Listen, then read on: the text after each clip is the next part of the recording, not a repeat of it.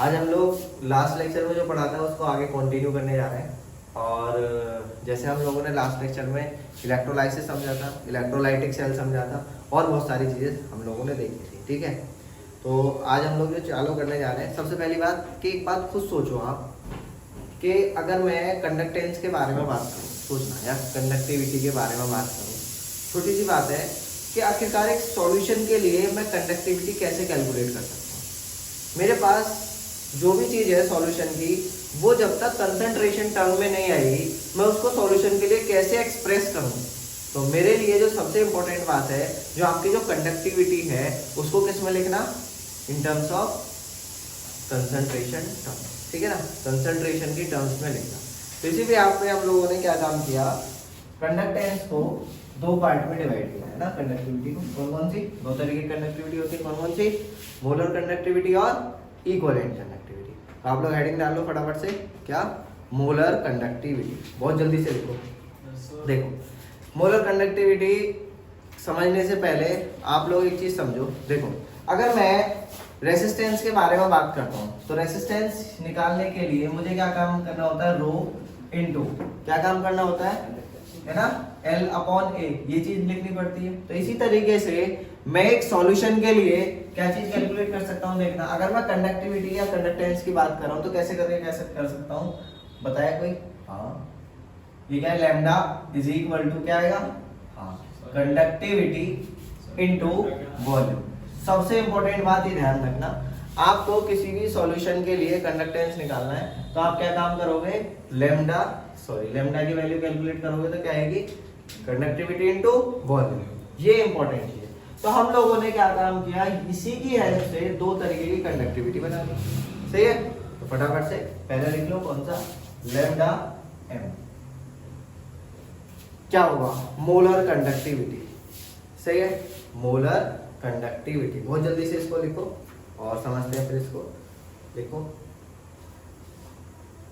एक मोल इलेक्ट्रोलाइट आपने डिसॉल्व किया, ठीक है, और एक मोलर सॉल्यूशन तैयार कर लिया, तो उस टाइम पे आपने जो कंडक्टिविटी निकाली उसको क्या बोलोगे आप, मोलर कंडक्टिविटी। उसको क्या बोलोगे, मोलर कंडक्टिविटी। समझो आप चीजों को, देखना, एक मोल इलेक्ट्रोलाइट की कंडक्टिविटी को क्या बोला जाएगा, ठीक है, मोलर कंडक्टिविटी। अब समझो, इतनी सी बात। तो हम लोगों ने अभी किसका फॉर्मूला देखा था, कंडक्टिविटी। कोई सी भी कंडक्टिविटी निकालनी है तो कोई सी भी कंडक्टेंस निकालनी है तो कपा की मल्टीप्लाई किससे कर दोगे, वॉल्यूम से करोगे। तो वही चीज लगाते हुए हम लोग आगे चलते हैं। तो क्या काम किया, कपा मल्टीप्लाई वॉल्यूम। सही है, आपको मोलर कंडक्टिविटी निकालनी है तो मोलैरिटी का फॉर्मूला पता होगा। Molarity is equal two moles of solute. यहाँ पे सॉल्यूट क्या है, इलेक्ट्रोलाइट है। कोई भी आप, इलेक्ट्रोलाइट क्या चीज होती है ये आपको पता है, नहीं पता क्या होता है, कोई भी ऐसी चीज जिसको सॉल्वेंट में डिसॉल्व किया जाए और अपने आयंस में टूट जाए, दैट इज कॉल्ड एज, बहुत बढ़िया, वॉल्यूम। वॉल्यूम किसमें चाहिए, लीटर। समझना, इतना समझ में आया। अब इसके बाद यहाँ से वॉल्यूम की वैल्यू कैलकुलेट करो। सही है, तो हम लोगों ने एक चीज पता लगाई कि एक मोल इलेक्ट्रोलाइट होना चाहिए। तो मोल कितना हो गया, 1, एक तरीके से, अपॉन वॉल्यूम इधर चला जाएगा, यहाँ क्या जाएगा, मोलैरिटी। क्या जाएगा, मोलैरिटी। तो हमारे पास जो चीज निकल गई वो जाएगी कपा मल्टीप्लाई, देखो वॉल्यूम की वैल्यू रखोगे यहाँ पे तो इस तरीके से कर लो, V is equal to 1 upon m। सही, अब इसके बाद इस वैल्यू के यहाँ पे रखो तो मल्टीप्लाई 1 अपॉन m। ठीक, अब क्या होगा, यहाँ पे हम लोग क्या काम करते हैं, जो कंसंट्रेशन ली जाती है वो ज्यादातर केमिस्ट्री में आपने देखा होगा 100 ml, 10 ml, और 1 लीटर तो भाई मर जाएगा आदमी, है ना। मैंने पहले बताया था, हम जैसे लोग क्या होते हैं, कंजूस होते हैं। तो यहाँ पे जो वॉल्यूम लिया जाता है वो किस में लिया जाता है, ml में। तो जब ml में वॉल्यूम लोगे तो इसको ml में चेंज करोगे तो क्या होगा, है ना, 1000 का यूज होगा, हाँ, डिवाइड होगा, मल्टीप्लाई होगा। ठीक, तो यहाँ पे 1000 की मल्टीप्लाई करेंगे, आपके लैम्डा की वैल्यू यहाँ से कैलकुलेट होके आ जाए। समझ में आया। ऐसे क्या होगा, दूसरी कौन सी थी अभी बताई थी, हाँ, लैम्डा EQ। इसको ई से भी लिखते हैं, यानी कि इक्विवेलेंट कंडक्टिविटी। सही है, इसको किससे भी लिखते हैं, ई क्यू से या ई से भी लिख देते हैं। बहुत से लोग ई से लिख देते हैं, बहुत सी बुक्स में आपको ई क्यू भी देखने को मिलेगा। तो इसका भी यही करोगे आप कि अच्छा पहले समझ लेते हैं होता क्या है, बताने तो चलिए। यानी कि 1 ग्राम इक्विवेलेंट्स की कंडक्टिविटी आपको कैलकुलेट करनी है। तो इसके लिए भी यही सेम चीज लगेगा। ये क्या था, 1 मोल के लिए और ये किसके लिए 1 ग्राम इक्विवेलेंट्स की कंडक्टिविटी। इतना क्लियर। अब देखो यहाँ पे बहुत सिंपल है, इतना कोई हार्ड नहीं है, बस आपने 2 कंसंट्रेशन टर्म यूज करी है, एक तो ग्राम इक्विवेलेंट्स वाली और एक मोल वाली। तो ग्राम इक्विवेलेंट कौन सी ऐसी जो टर्म है कंसंट्रेशन टर्म जिसके अंदर ग्राम इक्विवेलेंट आता है, नॉर्मैलिटी, इट इज नॉर्मैलिटी। तो आप क्या काम करोगे पापा, इनटू वॉल्यूम, है ना, के बोल दो, के चाहो तो पानी बोलते हैं। तो क्या हो गया आपका, वॉल्यूम निकालोगे। तो नॉर्मैलिटी का फॉर्मूला क्या है, number of gram equivalents upon volume. Volume किसमें लेना है, लीटर, है ना। अब आगे क्या काम करना है आपको, ये कितना है 1 ग्राम इक्विवेलेंट, इसी को तो बोलोगे, सही है। तो इसकी वैल्यू कितनी होगी 1 अपॉन वी। सर इसको फिर आगे सॉल्व कर लो, तो v की वैल्यू आ गई 1 अपॉन n। फिर से वही बात, ये किसमें है, ठीक है, लीटर में। आपको इसको किसमें चेंज करना है, ml में 1000 में मल्टीप्लाई कर दो। तो आपका जो फॉर्मूला बना k इनटू 1000 अपॉन n। तो आपकी दोनों कंडक्टिविटीज के फॉर्मूले। बस एक चीज आपको याद रखनी है, क्या, कपा मल्टीप्लाई वॉल्यूम, उस चीज से आप लोग दोनों चीज निकाल। अब समझते हैं आगे। इतना समझ में आ गया, लिखना है किसी को, लिख लो फटाफट से, बहुत जल्दी से लिखो, फिर आगे चले।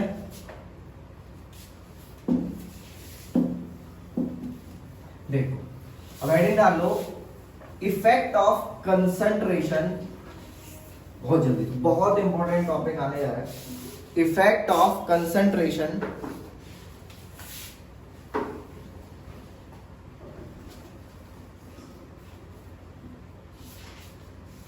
ठीक है, effect of concentration on conductivity,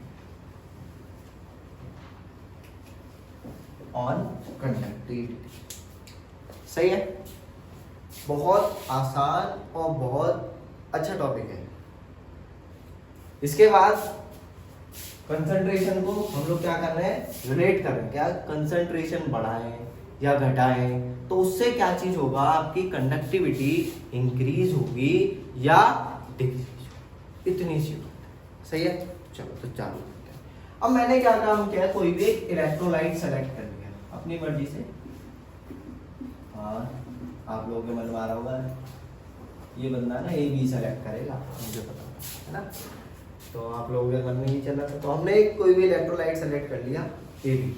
ठीक, मैंने क्या काम किया, इसको डिसॉल्व किया सॉल्वेंट में। सॉल्वेंट में डिसॉल्व करने के बाद मेरे पास इलेक्ट्रोलाइटिक सॉल्यूशन मिल गया।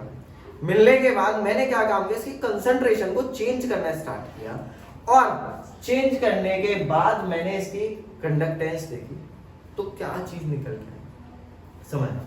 तो यहाँ पे 2 चीजें हो सकती हैं, क्या, या तो ये स्ट्रॉन्ग हो या फिर ये क्या हो, वीक, है ना। 2 चीजें तो पॉसिबल है, या तो ये क्या हो, स्ट्रॉन्ग हो या ये वीक हो, वही 2 ही चीज पॉसिबल है। ये चीज आपको पता है, तो स्ट्रॉन्ग इलेक्ट्रोलाइट होगा या वीक इलेक्ट्रोलाइट होगा। तो जैसे जैसे मैं इसकी कंसंट्रेशन चेंज करूंगा, ठीक है, मैंने क्या काम किया, इस बार इसकी कंसंट्रेशन बढ़ाई। सही, तो मैंने देखा कि जैसे जैसे मैं कंसंट्रेशन बढ़ा रहा हूं, कंडक्टेंस डिक्रीज हो रही है। क्या हो रहा है, डिक्रीज। यार ये क्या, सही है। और जैसे जैसे मैं कंसंट्रेशन को डिक्रीज कर रहा हूं, तो क्या हुआ, कंडक्टेंस क्या हो रही है, इंक्रीज हो रही है। अलग चीज मेरे पास निकल गया। ठीक, तो मैंने क्या किया, कंसंट्रेशन के हिसाब से देखा कि जैसे जैसे कंडक्टेंस बढ़ रहा है, घट रहा है, जो चीज हो रही है। सही है। अब यहां पे क्वेश्चन घुमा सकता है आपको, बोले कि भैया एक बात बताओ, डाइल्यूशन का बता दो। तो देखो डाइल्यूशन और कंसंट्रेशन जो है आपस में अपोजिट होते हैं बिल्कुल, सही है, जैसे बिल्कुल अपोजिट, ठीक। तो अपोजिट का मतलब है अगर आप कंसंट्रेशन इंक्रीज कर रहे हो तो डाइल्यूशन डिक्रीज होगा। अच्छा पहले डाइल्यूशन का मतलब समझते हैं, पता है सबको डाइल्यूशन का मतलब, फिर भी एक बार सुन लो। डाइल्यूशन का मतलब होता है आप लोग सॉल्वेंट का अमाउंट इंक्रीज कर रहे हो, डेट रिजल्ट्स डेट कि total volume of the solution क्या हो रहा है, इंक्रीज, सही है। तो आपने क्या काम किया, एक इलेक्ट्रोलाइट था हमारे पास, मैंने इसमें ले पानी बाल्टी भर भर कर डाल दिया है, ठीक है, और बाल्टी भर, हम ऐसे भी कंजूस है तो बाल्टी नहीं जानी, हमारा मग्गा ही जाएगा, सही है। तो ठीक है ना, ध्यान रखना। हम लोग क्या कहा, चम्मच नहीं है, नहीं इतने भी नहीं है, चम्मच और पता चले मुंह ना टपका दे फिर तो भैया, सही है। चल दो। अब क्या हुआ यहाँ पे, आपका कंसंट्रेशन बढ़ रहा है तो क्या हुआ, आपका कंडक्टिविटी क्या हो रहा था, डिक्रीज, एक तरीके से ये चीज निकल के, सही। तो डाइल्यूशन बढ़ाने से, डाइल्यूशन से क्या हो रहा है आपका, डाइल्यूशन इंक्रीज करने से लैम्डा, लैम्डा दोनों, कौन से दोनों, अभी जो बताए थे, अबे याद है ना, अभी बताए थे पक्का, तो वो दोनों की वैल्यू क्या हो रही है, इंक्रीज। अब ये क्या बवाल हो गया। चलो मैं एक बात मान सकता हूं कि चलो इस केस में तो ये पॉसिबल है, लेकिन यार इस केस में क्या हो रहा है, ऐसा क्यों हो रहा है, सबसे बड़ी बात है ऐसा क्यों हो रहा है। अगर मैं डाइल्यूशन इंक्रीज कर रहा हूं, देखना जरा, तो देखो पहले स्ट्रॉन्ग इलेक्ट्रोलाइट के लिए समझते हैं आखिरकार कंडक्टेंस क्यों इंक्रीज हो रही है। अगर उल्टा दिमाग लगा जाए तो डाइल्यूशन बढ़ाने से ऑल ओवर देखा जाए तो यार आयंस की वैल्यू में कोई बदलाव होगा क्या, बढ़ेंगे घटेंगे, यार स्ट्रॉन्ग इलेक्ट्रोलाइट में तो कोई फर्क ही नहीं पड़ने का, सही है ना भाई। स्ट्रॉन्ग है तो वो 100% डिसोसिएट हो गया, तो इसमें क्या होगा, जब 100% डिसोसिएट हो गया तो कौन सी आप बताइए जो कंडक्टेंस बढ़ गई, देखो उसको समझते हैं। जैसे मान लो हमारा कौन सा इलेक्ट्रोलाइट है, AB, तो A प्लस और B माइनस, जैसे जैसे आप इसका डाइल्यूशन बढ़ाओगे तो इन दोनों के बीच का जो स्पेस है वो बढ़ेगा कि घटेगा। अच्छा अपने दिमाग से सोचो, क्या होगा, इंक्रीज होगा, ऑब्वियस बात है, क्या होगा, इनके बीच का जो स्पेस है वो इंक्रीज होगा। तो जैसे जैसे स्पेस इंक्रीज होगा तो इनके बीच की जो फोर्स ऑफ अट्रैक्शन है वो बढ़ेगी कि घटेगी, घटेगी, घट गई पक्का। तो जब ये डिक्रीज होगी तो आयंस फ्रीली मूव करेंगे कि नहीं करेंगे, तो जब आयंस ज्यादा फ्रीली मूव कर रहे हैं तो कंडक्टेंस बढ़ेगी घटेगी, ऑब्वियस बात है क्या होगी, इंक्रीज। ऐसी सेम चीज जरा इधर देखना, ये चीज तो आपको पता होगा कि यहाँ पे डाइल्यूशन जैसे आप बढ़ाओगे, तो डाइल्यूशन बढ़ाया, डाइल्यूशन इंक्रीज किया, तो इंक्रीज करने से यहाँ पे अल्फा की वैल्यू, अब ये अल्फा क्या पता है, पता है, याद आया 11th class degree of dissociation, ठीक है। तो डिग्री ऑफ डिसोसिएशन यानी कि नंबर ऑफ आयन जो टूट रहे हैं वो क्या हो जाएंगे, इंक्रीज, बढ़ जाएंगे। वैसे ये वीक इलेक्ट्रोलाइट के लिए अल्फा की वैल्यू बहुत कम होती है, तो यहाँ पे क्या हुआ, अल्फा की वैल्यू बढ़ रही है, यानी कि डिग्री ऑफ डिसोसिएशन इंक्रीज हो रहा है, नंबर ऑफ आयंस बढ़ रहे हैं, नंबर ऑफ आयंस क्या हो रहे हैं, इंक्रीज। अरे नंबर ऑफ आयंस इंक्रीज यानी कि चार्ज इंक्रीज, तो चार्ज इंक्रीज तो कंडक्टेंस ऑलरेडी क्या हो गई, कैरियर, चार्ज इंक्रीज हो रहा है, तो लेके कौन जा रहा है, चार्ज को लेके कौन जा रहा है, आयन ही तो लेके जा रहा है, पॉजिटिव आयन नेगेटिव, इधर से इधर, इधर से उधर, ठीक है, आप लोगों ने देखा था, ठीक है, इलेक्ट्रोलाइसिस में। तो यहाँ पे क्या हुआ, नंबर ऑफ आयन इंक्रीज होने से चार्ज इंक्रीज हो गया, तो इसका मतलब क्या हुआ, कंडक्टिविटी क्या हो जाएगी, इंक्रीज। अब हमारे थोड़े से ज्यादा ख्वाब रहते है ना, तो हम चीज जो भी रिलेशन देखते हैं ना, रिश्तेदारी देखते हैं जब, तो हम लोग क्या काम करते हैं, ग्राफ जरूर बनाते हैं। हम लोग यहाँ पे भी क्या करने वाले हैं, ग्राफ बनाने वाले। चलो, तो स्ट्रॉन्ग इलेक्ट्रोलाइट के लिए अगर मैं इस ग्राफ के बारे में बात करूँ तो ये ग्राफ नॉर्मल सा बनेगा क्या, हाँ एक चीज और, हमने जो ग्राफ बनाया लैम्डा और अंडर रूट कंसंट्रेशन के बीच में बनाया, ठीक है ना। तो क्योंकि अगर हम लोग बना रहे थे अंडर रूट कंसंट्रेशन के अलावा किसी और के बारे में ग्राफ बना रहे थे, तो ग्राफ अटपटा सा आ रहा था, इतनी अच्छे से एक्सप्लेन नहीं कर पा रहे थे, तो अंडर रूट कंसंट्रेशन के बारे में बनाया, तो ये जो ग्राफ बना वो इस तरीके का, इसका मतलब है आप देखो कंसंट्रेशन बढ़ रहा है तो समझ में आ रहा है ना, ये चीज क्या हो रही है, घट रही है, लैम्डा की वैल्यू क्या हो रही है, घट रही है, इतनी चीज क्लियर। ऐसे इसके लिए बनेगा, इसके लिए थोड़ा सा भाई यहाँ पे नंबर ऑफ आयंस में कोई भी बदलाव नहीं था, लेकिन यहाँ पे नंबर ऑफ आयंस में चेंज होगा। तो इसका मतलब इसका और इसका ग्राफ क्या सेम आएगा? नहीं आएगा ना, क्योंकि नंबर ऑफ पार्टिकल्स यहाँ पे सेम थे और यहाँ पे नंबर ऑफ पार्टिकल्स क्या हो रहे हैं? डिक्रीज, ठीक है, इंक्रीज हो रहे हैं। तो इसके लिए जो ग्राफ बनता है वो कुछ कुछ ऐसा बनता है। तो ये इधर ही लैम्डा, लैम्डा कौन सा लिख सकते हो आप? कोई सा भी, ठीक है ना। और यहाँ पे अंडर रूट कंसंट्रेशन। यहाँ तक समझ में आया? यहाँ तक कोई दिक्कत किसी को? पक्का क्लियर है? चलो